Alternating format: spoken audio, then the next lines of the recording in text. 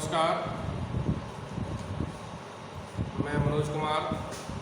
आज second semester DElEd का SST का जो आपका सेगमेंट चल रहा है उसमें राजपूतों की उत्पत्ति, राजपूत काल या सामंत काल के विषय में हम चर्चा कर रहे थे और इन्हीं विषयों पर चर्चा करते हुए हमने आपको चौहान वंश, प्रतिहार वंश और परमार वंश के बारे में थोड़ा बहुत बताया था। इसके बारे में अब हम डिटेल में आपसे चर्चा करेंगे। चौहान वंश के समाप्ति के पश्चात या दिल्ली में पृथ्वीराज चौहान की जब सत्ता चली गई उसके बाद कुछ एक छोटे और राजवंश हैं जो आपके सिलेबस में हैं, जिन पर चर्चा करना ज़रूरी है। तो उन्हीं में से एक कलचुरी वंश आता है। कलचुरी वंश त्रिपुरी का कलचुरी वंश है। ये हमने इसमें लिखा नहीं है, भूल गया। तो ये त्रिपुरी का कलचुरी के नाम से जाने जाते हैं। कलचुरी वंश 10वीं शताब्दी में कलचुरी वंश की स्थापना कोक्कल के द्वारा की गई। किसके द्वारा की गई थी? कोक्कल के द्वारा की गई थी। और ये त्रिपुरी के रहने वाले थे। त्रिपुरी वर्तमान में जबलपुर के पास एक तेवर नामक स्थान है, वहाँ पर इन्होंने त्रिपुरी में अपनी राजधानी स्थापित की। कलचुरी वंश की स्थापना किसने की? कलचुरी वंश की स्थापना कोक्कल नामक एक व्यक्ति ने की थी। इसको कोक्कल के नाम से जाना जाता था और ये मध्य प्रदेश या मध्य देश के आसपास के रहने वाले व्यक्ति थे। प्रारंभ में कलचुरी वंश के शासक अनेक विवाह संबंधों के द्वारा इन्होंने अपनी राजनीतिक स्थिति को मजबूत किया। जो प्रारंभिक शासक थे इन्होंने क्या किया, एक एक दो दो तीन तीन शादियां की और शादियों के साथ कई राजपूत राजाओं के साथ इनके संबंध स्थापित हुए और इन्होंने अपनी जो कह सकते हो सामाजिक और राजनीतिक स्थिति को मजबूत किया। मध्य प्रदेश के पूर्वी भाग में कोक्कल के एक पुत्र ने रत्नपुर में एक भिन्न वंश की स्थापना की थी। इसके अलावा कोक्कल का ही एक लड़का था जिसका नाम रतनपुर नामक स्थान पर इसने एक अलग से राजवंश की स्थापना की। इसके बाद कोक्कल के बाद एक लड़का जिसका नाम युवराज प्रथम के नाम से जाना जाता है। कोक्कल प्रथम का ही जो पुत्र था उसको युवराज प्रथम के नाम से जाना जाता है। यह दूसरी शताब्दी के चतुर्थांश में गद्दी पर बैठा। इसने युवराज प्रथम ने बंगाल, गुजरात और दक्षिण में कनाड़ी के आसपास के ज़िलों को भी विजित किया। तो कलचुरी वंश की स्थापना किसने की? कोक्कल प्रथम ने की। और इसके बाद इसका लड़का एक युवराज प्रथम था। इसने न केवल अपने जबलपुर की राजधानी को सुरक्षित किया बल्कि इसने गुजरात और पूर्वी बंगाल और दक्षिण कनाड़ी के कुछ जिलों पर भी अधिकार कर लिया। ये छोटे छोटे राजवंशों के बारे में हम चर्चा कर रहे हैं। तो इसमें क्वेश्चन अगर आता है तो इस तरीके से सीधा आ जाएगा कि कलचुरी वंश का संस्थापक कौन था। तो आपको मेनली ये पता होना चाहिए कि कलचुरी वंश का संस्थापक कोक्कल था। कोक्कल प्रथम के नाम से इसको जाना जाता है। इसी वंश का एक प्रसिद्ध शक्तिशाली शासक हुआ है जिसको गांगे के नाम से जाना जाता है। यह बहुत ही शक्तिशाली शासक था। जो कलचुरी वंश का संस्थापक कोक्कल था, इसी वंश का एक शक्तिशाली शासक गांगे विक्रमादित्य था जिसने 11वीं शताब्दी के मध्य में शासन किया। इसने अपने वंश का पुराना ऐश्वर्य पुनः स्थापित किया और उसने निश्चित रूप से प्रतिहारों के पश्चात गंगा और यमुना के दोआब पर भी आधिपत्य स्थापित कर लिया। गंगा यमुना का दोआब मतलब मैदानी इलाके में भी इन्होंने अपनी विजय प्राप्त की। उसने प्रतिहारों को अंत में निर्मूल कर दिया, अर्थात प्रतिहारों को पूरी तरीके से इसने गांगे विक्रमादित्य जो कलचुरी वंश का तीसरे नंबर का शासक था जिसको गांगे विक्रमादित्य के नाम से जाना जाता है, इसने दोआब पर अधिकार कर लिया। और न केवल दोआब पर अधिकार किया बल्कि प्रतिहारों की जो शक्ति थी, जो क्षीण हो रही थी, प्रतिहार दिन के दिन कमज़ोर हो रहे थे, उनको पूरी तरीके से विजित कर लिया और उनको समूल नष्ट कर दिया। उसके विषय में कहा जाता है कि वह इलाहाबाद में रहना बहुत पसंद करता था। जो गांगेय विक्रमादित्य जो कलचुरी वंश का शासक था, गांगेय विक्रमादित्य, यह इलाहाबाद के आसपास या इलाहाबाद में रहना बहुत पसंद करता था। इसका एक रीज़न ये भी था कि इसको स्वयं इसने बाहुबल के सहायता से या अपने बाहुबल की दम पर इसको जीता था और इसीलिए ये इलाहाबाद में रहना स्वयं पसंद करता था। इसके पश्चात गांगेय विक्रमादित्य पहला शासक हो गया आपका। कलचुरी वंश का कौन हो गया? कलचुरी वंश का पहला शासक हो गया कोकल प्रथम, जिसने मध्य प्रदेश के जबलपुर के पास त्रिपुरी को अपनी राजधानी बनाया। उसके पश्चात इसी वंश का दूसरा शासक कौन हुआ? युवराज प्रथम, जिसने बंगाल और उड़ीसा और गुजरात तथा दक्षिण में कनाड़ी के आसपास के ज़िलों में भी अपने साम्राज्य को बढ़ाया, अर्थात उधर उसने अपने साम्राज्य को स्थापित किया। इसके पश्चात इस वंश का सबसे शक्तिशाली शासक कौन हुआ? गांगेय प्रथम या गांगेय विक्रमादित्य। गांगेय विक्रमादित्य ने क्या किया? गंगा और यमुना के द्वार पर पुनः अधिकार किया और इसने अपने वंश की खोई प्रतिष्ठा को पुनः स्थापित किया, अर्थात ऐश्वर्य को प्राप्त किया। और न केवल ऐश्वर्य को प्राप्त किया बल्कि इसने प्रतिहारों की जो सत्ता छीन हो रही थी और अवसर का लाभ उठाकर इसने प्रतिहारों पर आक्रमण करके प्रतिहारों को समूल नष्ट कर दिया। तो ये गांगेय प्रथम या गांगेय विक्रमादित्य किस वंश का शासक था? जो एक शक्तिशाली शासक के रूप में जाना जाता है। ये त्रिपुरी के कलचुरी वंश का ही एक शासक था जो गांगेय विक्रमादित्य के नाम से जाना जाता है। इसके पश्चात गांगे के पश्चात इसका एक अगला शासक जो कर्ण है, इस वंश का गांगे के पश्चात अगला शासक कौन बनता है? कर्ण। उसका जो गांगे का ही पुत्र रहता है, ये 1042 के आसपास शासन करता है। इसके विषय में कहा जाता है कि उसने सारे भारत की विजय की। ऐसा कहीं कहीं उल्लेख मिलता है जो गांगेय विक्रमादित्य का बेटा जो कर्ण है 1042 अर्थात 1042 के आसपास यह राज्य करता है और इसके बारे में ऐसा माना जाता है कि इसने पूरे भारत को विजित कर लिया था। परंतु इतना तो निश्चित है कि पूरे भारत तो उस समय बड़ा था और दूसरा उस समय छोटे छोटे राजवंश हुआ करते थे और अलग अलग रियासतें हुआ करती थी, अलग अलग सामंत होते थे। तो समस्त भारत को जीतना तो एक ये अतिशयोक्तिपूर्ण बात है, लेकिन इतना निश्चित है कि ये जो गांगे का पुत्र जिसको कर्ण के नाम से जाना जाता है, कर्ण का कन्नौज की गद्दी पर निश्चित रूप से अधिकार रहा होगा। जो कन्नौज उस समय राजधानी थी, कह सकते हो मध्य भारत की, उस पर कन्नौज पर इसने एक बार अपना अधिकार जरूर कर लिया, अर्थात कन्नौज पर इसका अधिकार हो गया होगा। उसने मालवा के परमार वंशी शासक भोज प्रथम को गद्दी से उतारा तथा कुछ दिनों तक उसके राज्य पर अधिकार कर लिया। उसने बुंदेलखंड, गंगा, गुजरात, बंगाल, दक्षिण के राजाओं को भी हराया और उसके शासनकाल का अंतिम भाग इतना ज्वलंत न रह सका क्योंकि उसके हाथ से कुछ प्रांत निकल गए जिनमें मालवा विशेष रूप से उल्लेखनीय थी। ऐसा माना जाता है कि ये जो कर्ण था, इसने कलचुरी वंश का शासक जो कर्ण था, इसने समस्त भारत को जीतने का प्रयत्न किया होगा और इसी दौरान इसने कन्नौज जो मध्य भारत की उस समय राजधानी, केंद्रीय राजधानी रही, उसको जीत लिया। और न केवल कन्नौज को जीता, इसने परमार वंशी शासक भोज पर भी आक्रमण कर दिया और भोज के साम्राज्य पर कुछ समय के लिए अधिकार कर लिया और उसको उसकी गद्दी से उतार कर अलग कर दिया। इसके अलावा इसने बुंदेलखंड, बंगाल, गुजरात और दक्षिण के राजा, हो सकता है छोटे छोटे राजा रहे होंगे, उन पर भी इस कर्ण ने विजय प्राप्त की, लेकिन यह लंबे समय तक न चल सकी। ये कलचुरी वंश का जो शासक जिसका नाम कर्ण था, ये गांगेय विक्रमादित्य का पुत्र था। इसके बारे में कहा जाता है कि इसने समस्त भारत को जीता, हाँ नहीं जीता लेकिन जीतने का प्रयास किया होगा और भारत में रह रहे छोटे छोटे बंगाल, बिहार, उड़ीसा और गुजरात के जो राजपूत राजा थे उस पर इसने कई बार विजय प्राप्त की। और न केवल विजय प्राप्त की, उस समय शक्तिशाली परमार वंश के जो शासक भोज प्रथम हुआ करता था, उसको भी इसने गद्दी से हटाया और सिंहासन पर अधिकार कर लिया।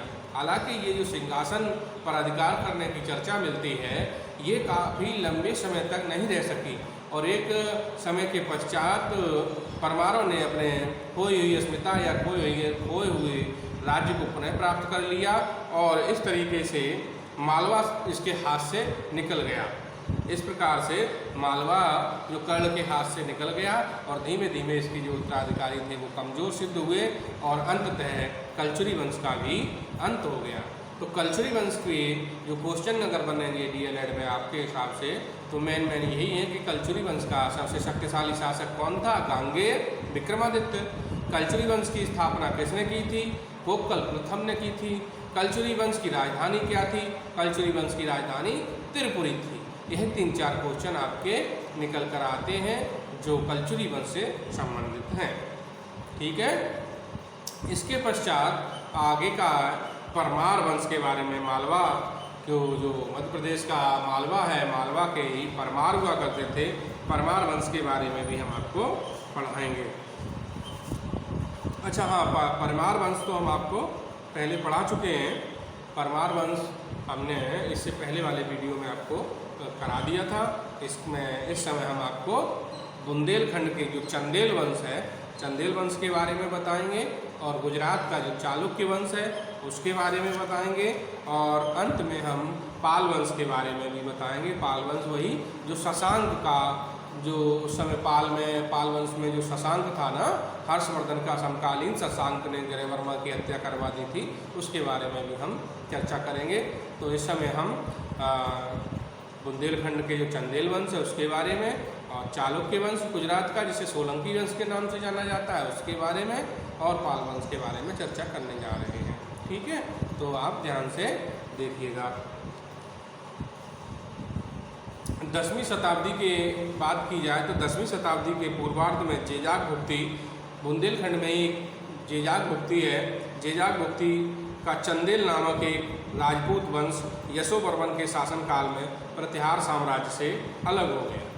ये जो चंदेल हुआ करते थे, चंदेल प्रारंभ में प्रतिहारों के सामंत हुआ करते थे, अर्थात प्रतिहारों के यहाँ रहकर नौकरी करते थे और प्रतिहारों के यहाँ कार्य देखा करते थे, एक तरीके से प्रतिहारों के अधीन हुआ करते थे। लेकिन जैसे जैसे प्रतिहारों की शक्ति कमज़ोर हुई तो कमज़ोर होने के दौरान ही 10वीं शताब्दी में जेजाग भुक्ति नामक व्यक्ति ने, जिसे चंदेल राजपूत के नाम से जाना जाता है, ये यशोवर्मन के शासनकाल में, प्रतिहार शासकों में यशोवर्मन एक शासक हुआ, उसके शासनकाल में चंदेल नामक एक राजपूत ने प्रतिहारों से अलग होकर एक राज्य की, एक स्वतंत्र राज्य की स्थापना की। चंदेलों के प्रसिद्ध नगर में अगर देखा जाए, चंदेलों के कौन कौन से नगर प्रसिद्ध हैं, जिसमें महोबा है, कालिंजर है आपका और खजुराहो है। खजुराहो आपने सुना होगा, महोबा आपका उत्तर प्रदेश में ही पड़ता है। महोबा, जालौन, हमीरपुर ये आपने सुना होगा कानपुर से आगे, और कालिंजर खजुराहो के आसपास ही है।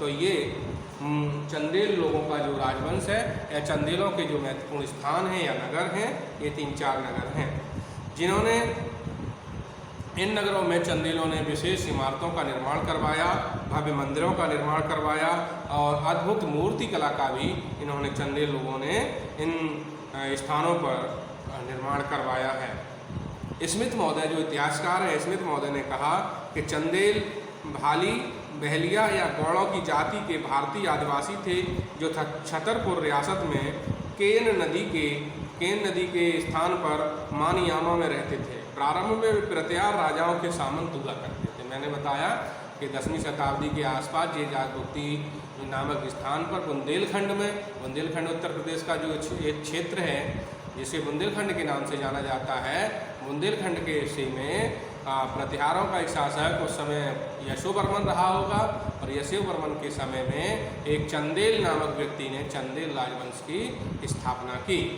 चंदेलों के अगर प्रमुख स्थान देखे जाएं तो कलिंजर, महोबा और आपका खजुराहो जो मूर्ति कला के लिए प्रसिद्ध है। इस वंश का प्रथम महत्वपूर्ण अगर शासक था तो वो यशोवर्मन था। उसने कालिंजर को जीतकर महोबा को अपनी राजधानी बनाया और उसने 930 ईस्वी से लेकर 950 ईस्वी तक शासन किया। चंदेल वंश का महत्वपूर्ण शासक किसको माना जाएगा? यशोवर्मन। उसी प्रतिहार वंश का जो शासक था यशोवर्मन और उसी समय चंदेल वंश का जो शासक था यशोवर्मन, उसको महत्वपूर्ण शासक माना जाएगा और ये प्रारंभिक शासकों में है, और जिसने 950 ईस्वी से 930 ईस्वी से लेकर 950 ईस्वी तक शासन किया, अर्थात 20 साल तक इसने शासन किया। इसने कालिंजर, जो चंदेलों की राजधानी हुआ करती थी, कालिंजर को जीत लिया और उसको अपनी राजधानी बनाया। उसके पश्चात इसी यशोवर्मन का पुत्र धंग, चंदेलों का सबसे शक्तिशाली शासक यशोवर्मन का पुत्र धंग हुआ। चंदेल वंश का सबसे शक्तिशाली शासक कौन हुआ? धंग हुआ। धंग ने क्या किया? धंग का अगर समय देखा जाए तो 950 ईस्वी से 1002 ईस्वी का था।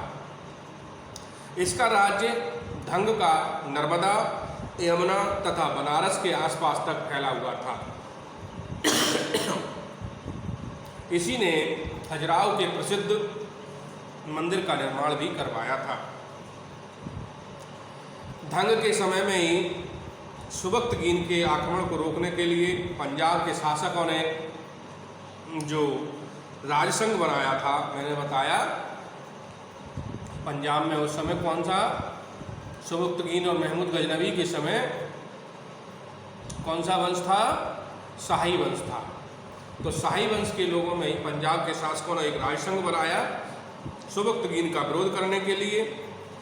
उसी राजसंघ का ये चंदेल शासक सदस्य भी था। उसका यह सदस्य था। धंग के बाद उसका पुत्र गंड शासक बना, जो 1022 ईस्वी तक कालिंजर पर अधिकार करके शासन करता रहा। इसके पश्चात शक्तिशाली कलचुरी शासकों के सामने चंदेलों की शक्ति फीकी पड़ गई। इसमें चंदेल वंश की अगर स्थापना की बात की जाए तो चेजाल गुप्ती ने बुंदेलखंड नामक स्थान पर चंदेल नामक व्यक्ति ने इसकी स्थापना की, और ये स्थापना उस समय हुई जब प्रतिहारों की शक्ति कमज़ोर हो रही थी, प्रतिहार क्षीण हो रहे थे। उसी समय यशोवर्मन नामक व्यक्ति जो समय प्रतिहारों का शासक हुआ करता था, तो यशोवर्मन के समय चंदेल ने चंदेल वंश की स्थापना की। उसके पश्चात प्रारंभिक शासकों में अगर बात की जाए तो चंदेल वंश का एक यशोवर्मन और हुआ, जिसने कालिंजर को अपनी राजधानी बनाया, अर्थात कालिंजर को जीता और अपनी राजधानी बनाया, और 930 से लेकर 950 ईस्वी तक शासन किया। कालिंजर के राजधानी जिस समय बनी, वहाँ पर शासन प्रारंभ किसने किया?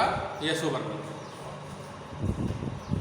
उसके पश्चात यशोवर्मन चंदेल वंश का सबसे शक्तिशाली शासक हुआ। यशोवर्मन के पश्चात धंग सबसे शक्तिशाली शासक चंदेल वंश का हुआ, और धंग ने ही खजुराहो के प्रसिद्ध मंदिरों का निर्माण करवाया। धंग, मैंने बताया कि सुबक्तगीन ने जिस समय भारत की ओर आक्रमण करने का प्रयास किया, या महमूद गजनवी के आक्रमण के समय जो राजसंघ बनाया था हिंदू शाही शासकों ने, उस राजसंघ में ये धंग भी शामिल था, अर्थात चंदेल वंश का शासक धंग भी राजसंघ का एक सदस्य था। धंग के पश्चात चंदेल वंश में गंड शासक हुआ। इसने भी कुछ समय तक कालिंजर में अधिकार किया और शासन किया। उसने महमूद गजनवी के विरुद्ध आनंदपाल की सहायता की। जिस समय चंदेल वंश का शासक गंड था, अर्थात धंग का पुत्र, उस समय भारत पर महमूद गजनवी ने आक्रमण किया, और महमूद गजनवी के आक्रमण के समय हिंदू शाही राजा जिसका नाम आनंदपाल था, आनंदपाल की सहायता किसने की? धंग ने की। हालांकि महमूद गजनवी ने 1022 ईस्वी में गंड पर आक्रमण किया और उसको पराजित कर दिया। इसके पश्चात चंदेल वंश का एक शासक हुआ जिसका नाम कीर्तिवर्मन था। कीर्तिवर्मन 1065 अर्थात 1065 से लेकर 1100 ईस्वी के समय का इसका टाइम पीरियड है। ये शासन काल में चंदेलों की इसने पुनः प्रतिष्ठा को स्थापित किया, और उसने अपने समकालीन कलचुरी शासक कर्ण को पराजित किया, हराया।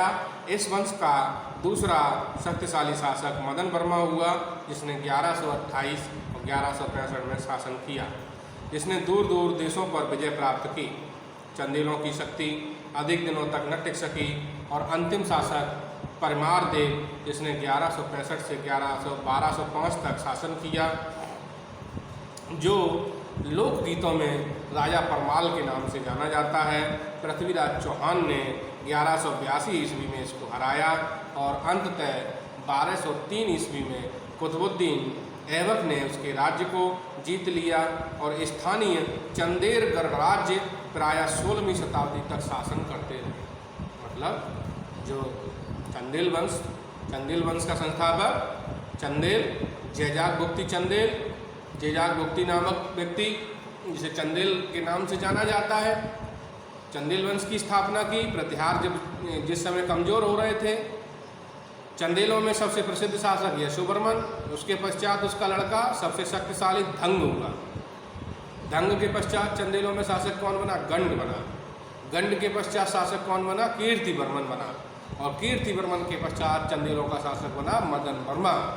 मदन वर्मन के पश्चात चंदेलों की शक्ति ज़्यादा समय तक न टिक सकी और अंतिम रूप से चंदेलों का शासक राजा परमार देव हुआ, जिसको परमाली के नाम से जाना जाता है, जिसके यहाँ आला उदल नामक सिपाही रहा करते थे। लोकगीतों में जिसे आला खंड में राजा परमाल के नाम से जानते हैं। ये वही राजा परमाल है जिसने 1165 से 1205 ईस्वी तक कालेंजर या महोबा या चंदेल राजवंश पर शासन किया और अंत में पृथ्वीराज चौहान ने 1182 ईस्वी में इसको पराजित कर दिया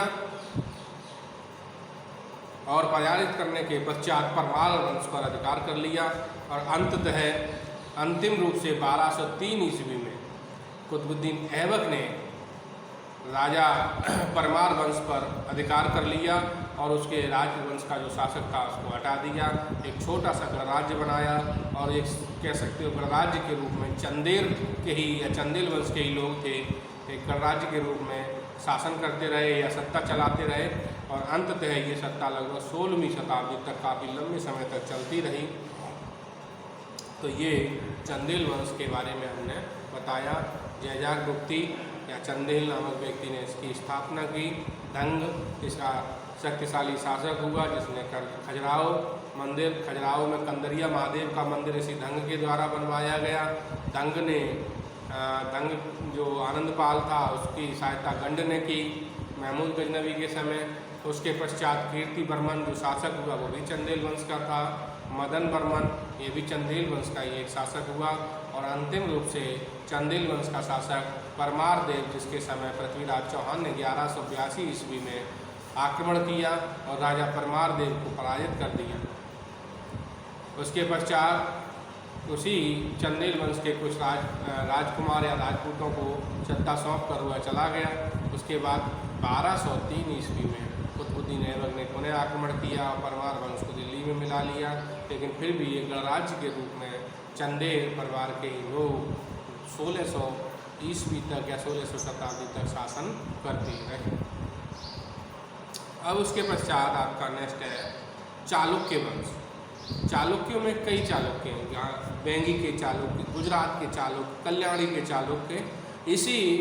इसमें आपके चैप्टर में जो चालुक्य वंश लिया गया है वो मूल रूप से गुजरात के आसपास के जो चालुक्य थे, गुजरात के चालुक्य जिसको सोलंकी वंश के नाम से जाना जाता है, सोलंकी वंश के नाम से जिसको जाना जाता है, वो हम गुजरात के चालुक्यों के बारे में अध्ययन करेंगे।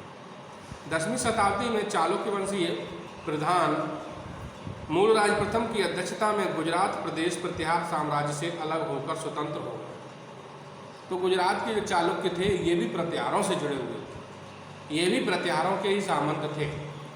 तो मूलराज नामक एक व्यक्ति हुआ सोलंकियों में या चालुक्यों में, गुजरात के चालुक्यों में, और इसने प्रतिहारों से अलग होकर अपने एक नए राजवंश की स्थापना की जिसको चालुक्य वंश या गुजरात के चालुक्य वंश के नाम से जाना जाता है। इसकी नवीन राजधानी कौन सी थी? अनहल पाटन। अनहल पाटन या गुजरात में पाटन तो अन्हलवाड़ के नाम से भी इसको जाना जाता है। तो गुजरात में सोलंकी राजवंश या चालुक्य राजवंश की स्थापना मूलराज प्रथम के द्वारा की गई, जिसने अपनी राजधानी अन्हलपाटन, अन्हलवाड़ या पाटन के नाम से बनाया, पाटन को अपनी राजधानी बनाया। गुजरात के जो चालुक्य वंश के शासक थे ये शैव धर्म के अनुयायी थे, अर्थात शैव धर्म को मानने वाले थे। उन्होंने अनेक मंदिरों का निर्माण कराया। 955 ईस्वी में मूलराज की मृत्यु हो गई। इस वंश का अगला शासक भीम प्रथम हुआ। यह एक शक्तिशाली शासक था जिसने 11वीं शताब्दी के पूर्वार्ध में शासन किया। उसने भीम प्रथम ने अनेक शत्रुओं को पराजित किया, उनके विरुद्ध अभियान चलाया। मालवा नरेश भोज को भी भीम प्रथम ने पराजित किया था। 1026 या 1026 ईस्वी में महमूद गजनवी ने उसके राज्य पर आक्रमण किया तथा सोमनाथ मंदिर को तोड़ डाला, जिसमें अपार संपत्ति रखी हुई थी। ऐसा माना जाता है। चालुक्य वंश का मैंने बताया संस्थापक कौन था? मूलराज प्रथम। मूलराज प्रथम ने प्रत्यारों से स्वतंत्र होकर अपने नए राजवंश की स्थापना की, जिसको गुजरात के चालुक्य वंश के नाम से जाना जाता है और यही सोलंकी वंश के नाम से भी जाना जाता है। मूलराज प्रथम ने कई राज्यों को अपने अधिकार में ले लिया, कई राजाओं को पराजित भी किया और इसने अपने साम्राज्य को बढ़ाने का प्रयास किया, अपने राज्य